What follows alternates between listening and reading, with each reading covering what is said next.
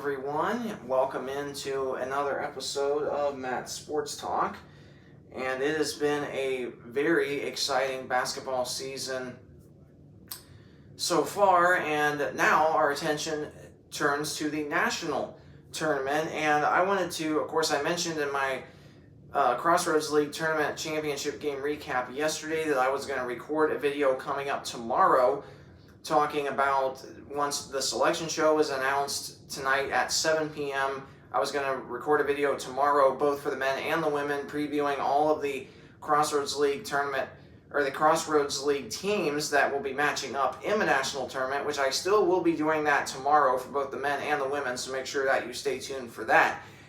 But I did want to take a little bit of time today to record at least my prediction of the NAIA women's basketball teams that for sure will be in the national tournament, and then teams that could be in that might get in via an at-large bid. So I wanted to talk about that for just a couple of minutes, or at least I'll try not to talk for too terribly long. But something that the league looks at, well, not the league, but what the NAIA looks at is a couple of things. They look at the latest ARC rankings, and they also look at the latest RPI ratings as well. Now, obviously, both the ARC and the RPI, what do both of those things mean? That's a little bit over my head, but I'm going to dive into that. And thankfully, the wins and the losses are also listed on this page, so I'm going to be able to talk about that first. Now, for sure, at least I think that, and obviously the last official RPI release goes from number one with the number one team listed in the RPI to the lowest team listed in the RPI, and that goes all the way down to 228. Now, obviously, a lot of these teams with the RPI this far down probably more than likely won't make the national tournament, but things get really interesting once you get down around that 50, 55, and even some teams below that will be in the national tournament. So we're going to talk about that. Now, obviously, first things first, I should say, is that in the latest RPI, the teams that are listed in the RPI ranking from number 1 all the way down to number 47, I think are all for sure locked in the national tournament. And again, this is just a prediction, so to speak, of the national tournament on the women's side. My prediction of what teams definitely will be in, and some teams that are definitely on the bubble, and let's dive into that. So, in the latest RPI ranking, number 1's Campbellsville. They're obviously locked in. They were champions of the Mid-South. Their overall record is 25-3. Now, something else to look at is the strength of schedule, which Campbellsville's strength of schedule is number two, or second best, I should say. So for sure, Campbellsville's in. They won the regular season. Then in the number 2 spot is Freed Hardman out of Tennessee. Their strength of schedule ranking is 6th. They're 25-5. Another team for sure that's locked in because they're nationally ranked. In the 3rd spot is Bethel out of Tennessee. Now, this team ran their conference tournament as a lower down seed. They go into the tournament 21-7. I don't think they took away an at-large bid. Their strength of schedule actually ranks 1st in the Mid-South Conference. And then you get down to Cumberland's out of Kentucky. That's 4th in the RPI, 7th in strength of schedule. They're 20-5. Now, for the Huntington Lady Foresters, Huntington beat them back in November 90-84 when Cumberland's was ranked 7th in the country. So obviously that is really, really important. And then you get down to Indiana Wesleyan, ranked 5th in the RPI. Obviously, for Cumberland's, they definitely should be in the league tournament. Iowa, obviously, locked in for sure since they've won the regular season, 29-2. Their strength of schedule is ranked 13th. Dordt is number 6. Their strength of schedule is 17th. They're 29-2. So for sure, you're going to have Dordt in. And these are all teams for sure that are going to be in the national tournament. William Carey, their RPI is 7th. Marion out of Indiana, the Marion Knights ranked 8th. Georgetown out of Kentucky ranked 9th. Southern Oregon ranked 10th in the RPI. They're 31-0. Their strength of schedule is not very good. St. Francis out of Indiana ranked 11th. They're 26-4. Dakota State 12th. Mid-America Nazarene out of Kansas 13th. Governor State out of Illinois ranked 14th. Governor State won the regular season, so they're obviously in. So all these teams that I'm mentioning are for sure locked in, unless I say something different, meaning that they would be on the bubble team.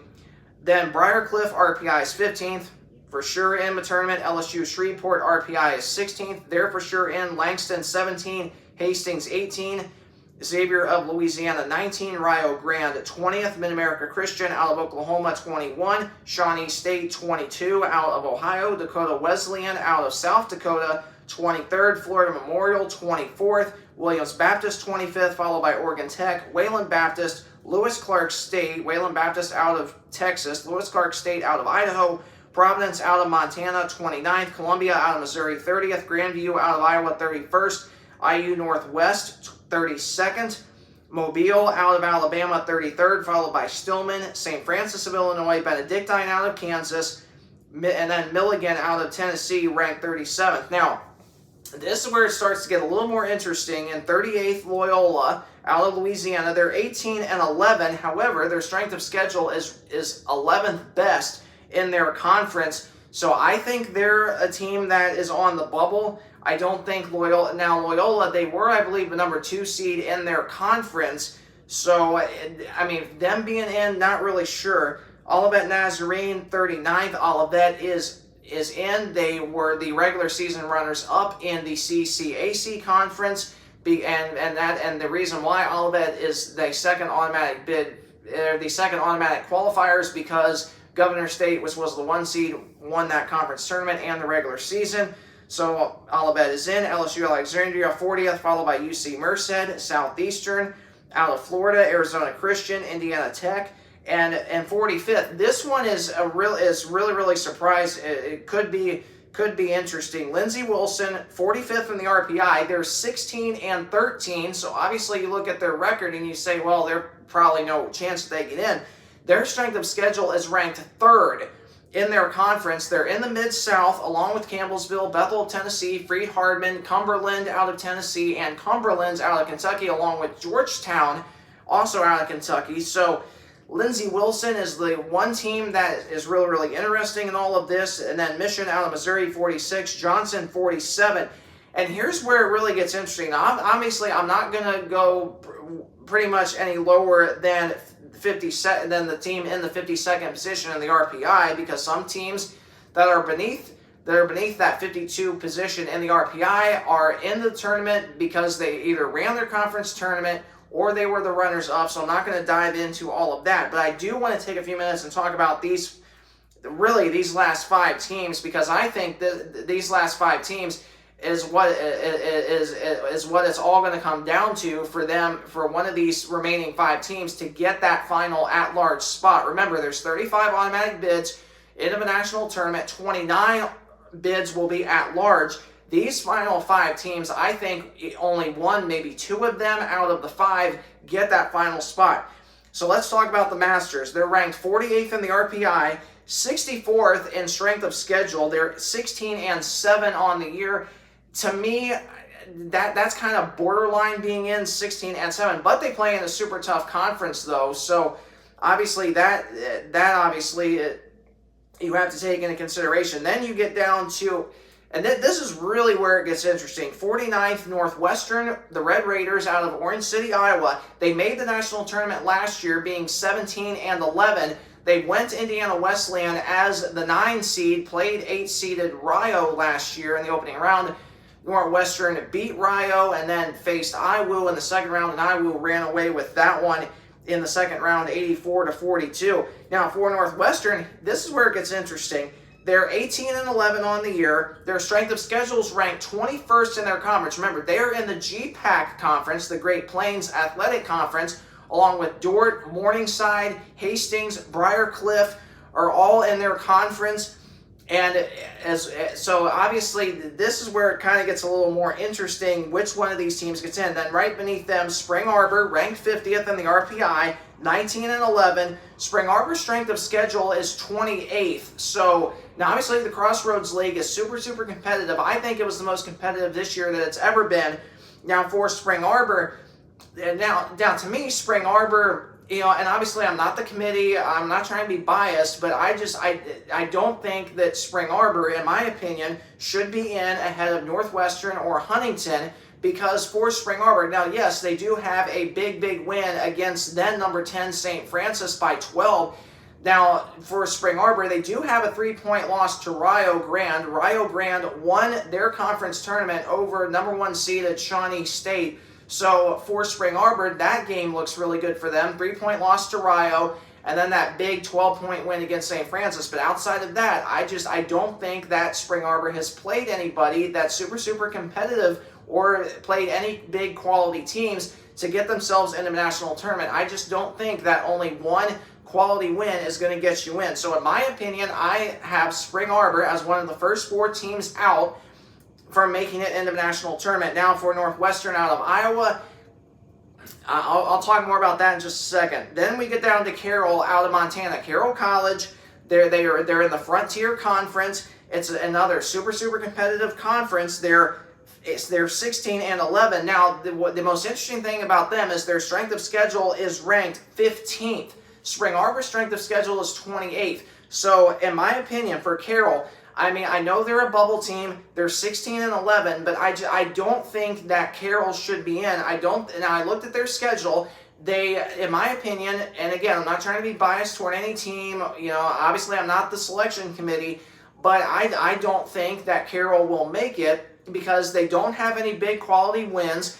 They have some bad losses from teams lower down in their conference. So I don't think that Carroll is in. So in my personal opinion, and again, this is just an opinion and prediction as far as that goes, I have Carroll and Spring Arbor 2 out of the first 4 teams out for making it into the national tournament. If I had to rank Carroll and Spring Arbor for which one of those teams it misses out on the national tournament ahead of the other, I would have to put Spring Arbor ahead of Carroll for being among the first 4 teams out.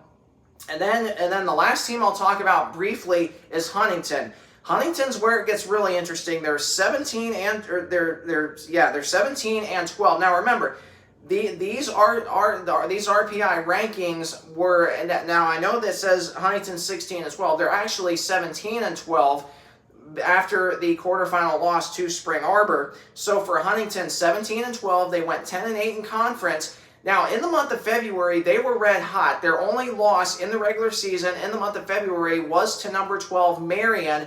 And now for Huntington, they do have some excellent games. They beat number 7 Cumberland's 90-84. They have a 9-point loss to IU Northwest. IU Northwest is a team, in my opinion, that definitely will be in.